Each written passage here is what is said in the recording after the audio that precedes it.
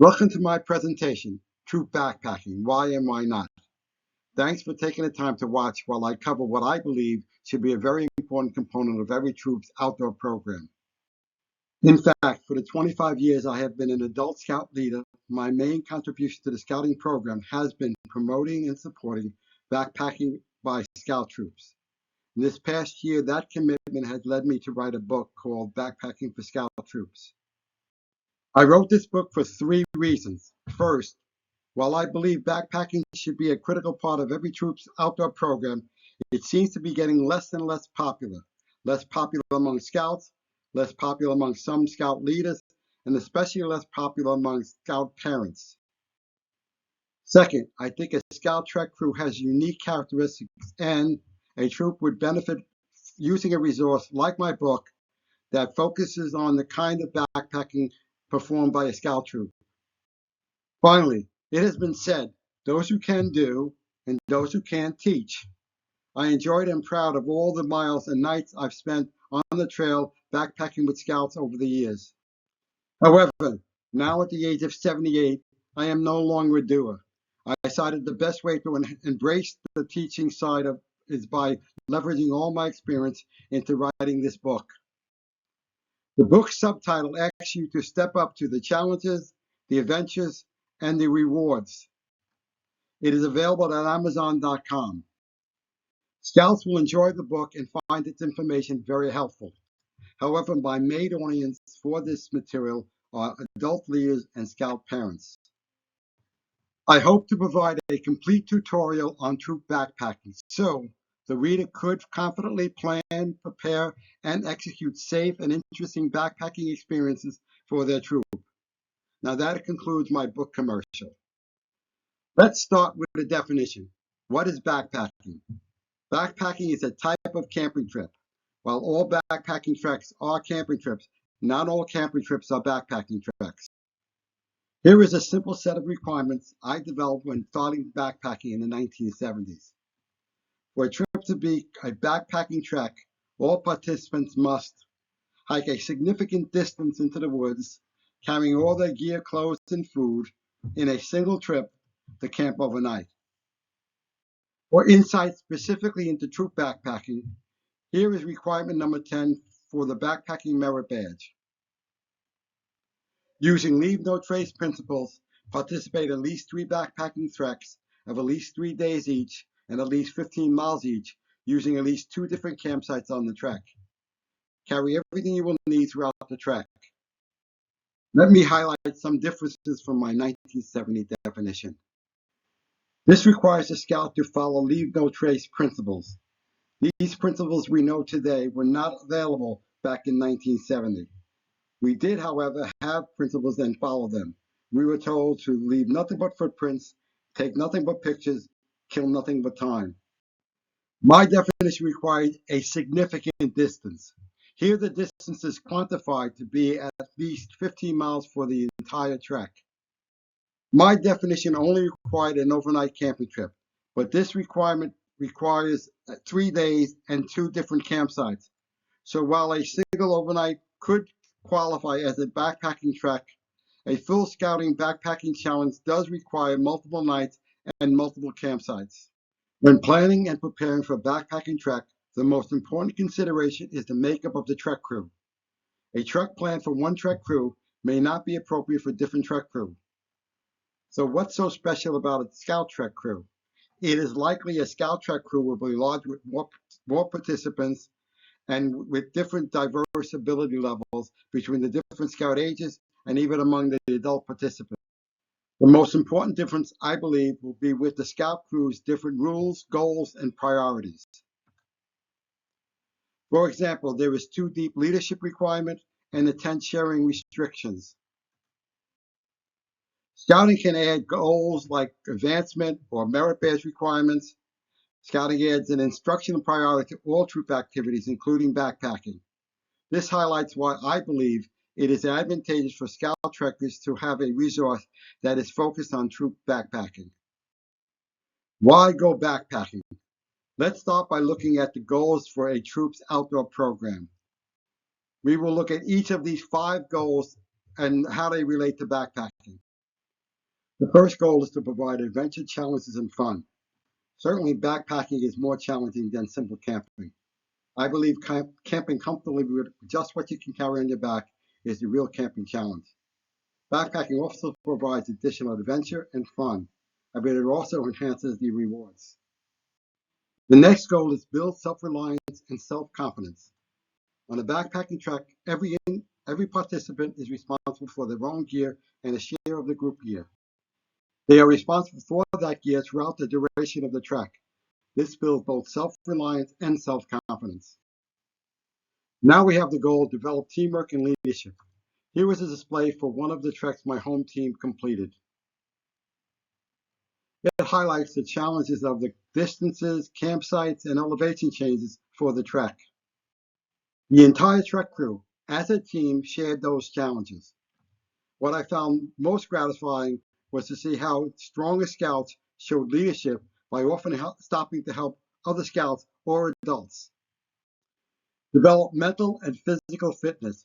Preparing to carry all your gear a significant distance certainly develops both physical and mental fitness, far more than simple car camping would.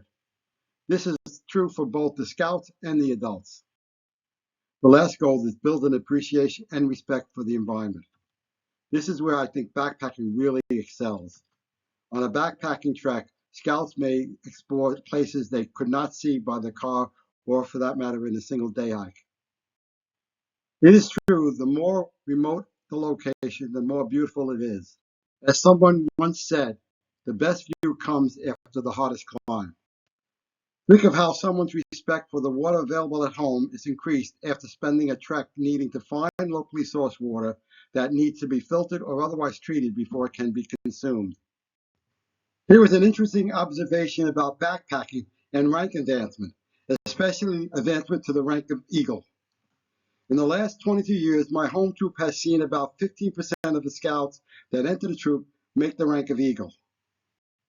However, that success rate is very different when you compare scouts who have gone on at least one backpacking trip versus those who have not.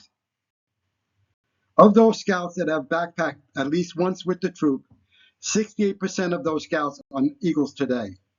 On the other hand, less than 10% of those who did not backpack became Eagle Scouts. So, for my troop in the last 22 years, the backpacking scouts were 7 times more likely to become Eagle Scouts. While this does not prove cause and effect, I have made some observations about backpacking. Many Eagle Scouts have credited the troop's backpacking program for keeping them engaged in the program. In fact, 2 Eagle Scouts honored me with their mentor pins, citing the importance of backpacking and my efforts to maintain the troop's backpacking program. Backpacking also causes scouts to bond with their fellow backpackers. They then push each other through the ranks and often become Eagle Scouts together.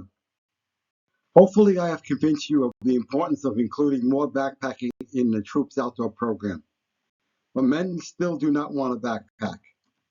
Here are some of the more common reasons I've heard over the years. Some have given the reason it's too physically demanding. Yes, backpacking is more physically demanding than car camping, but we did say our goal was to develop physical fitness. But you have control over the trek plan and can develop a plan that is appropriate for the trek crew participating. While planning, consider not only the trek crew's ability, but also their goals and priorities. There are 4 factors that determine the difficulty for each day of a trek. These are the distances hiked, the trail conditions likely to be encountered, the weight being carried, and the time available. There is a lot more information in the book that can help you balance the difficulty of a trek with the trek crew's ability, goals, and priorities. Another reason given is too much work to plan and prepare. Yes, backpacking trek can require more deliberate planning and preparation. Here is the logistical plan for the same trek we saw earlier. Planning elements like the trek route, the meals, and the transportation can all be a little bit more complicated for a backpacking trek. However, I believe all camping trips would benefit from more careful planning and preparation. On regular camping trips, many scouts and even some adults often just keep dumping gear into the car without thinking about what's really needed. More deliberate planning and preparation would be would not only result in better camping results, but also provide a significant instructional benefit to the scouts. We don't have the right gear and it's very expensive. Yes, there are some very special and expensive backpacking gear options, but there are also some more reasonably priced options that will satisfy the needs for the kind of backpacking you'll likely be doing with the scout troop. Adults are used to comfort. They won't go. He certainly does look comfortable. So how do I convince adults to go beyond their comfort zone? First, show them the importance of troop backpacking. Hopefully, this presentation has convinced you. Next, show them how adult participation is a critical resource that is often missing. Here we see two pictures of families at the end of a trek. This AT trek started in Connecticut and finished in Massachusetts at the Shays Rebellion Monument. Both dads were thrilled to complete this trek with their sons. My book has a chapter on transitional activities that can help with the adults and the scouts stay more comfortable with less gear. Many are concerned about the food. We like real food, not that dehydrated stuff. Over the years, that dehydrated stuff is now freeze-dried and has gotten better in quality, variety, and flavor. However, you don't need to rely on these meals. In fact, I tend not to recommend them for Scout Trek. My book has 2 chapters and 4 appendices to help with goals and strategies to create backpacking meals that are easy and fun and that only fulfill your nutritional needs, but also are the kinds of meals you look forward to eating. Another concern is we don't have the knowledgeable leaders. Often the troop leaders have the knowledge, but it's not being communicated to the scouts or the parents. If there is a knowledge gap, Chapter 2 of my book has several transitional activities that a troop could use to begin to build those needed skills. These activities can also build confidence in the troop leaders that they have the knowledge and the skills needed. If the required knowledge is missing from the troop, my book can provide it. Have you heard this reason given by females? Backpacking is just for the guys? Certainly when I began backpacking in the 1970s, women backpackers were rare. That is no longer true. Here is Betty Killenberger, who at age 80 became the oldest woman to complete the entire Appalachian Trail from Georgia to Maine. And she is not alone.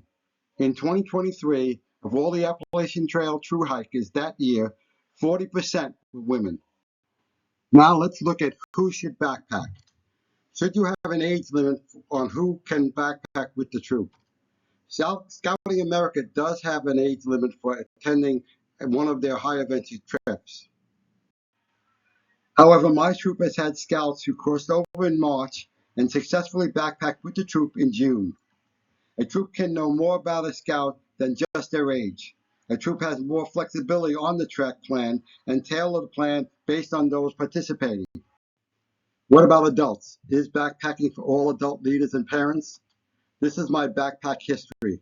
Backpacking with adults in the 70s, backpacking with the scouts in 2000 to 2020, and now just doing day hikes with my son, and he carries his supplies.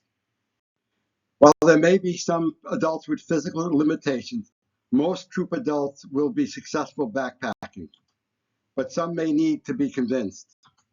The transitional activities described in Chapter 2 of my book are a good way for them to know what to expect and to build confidence.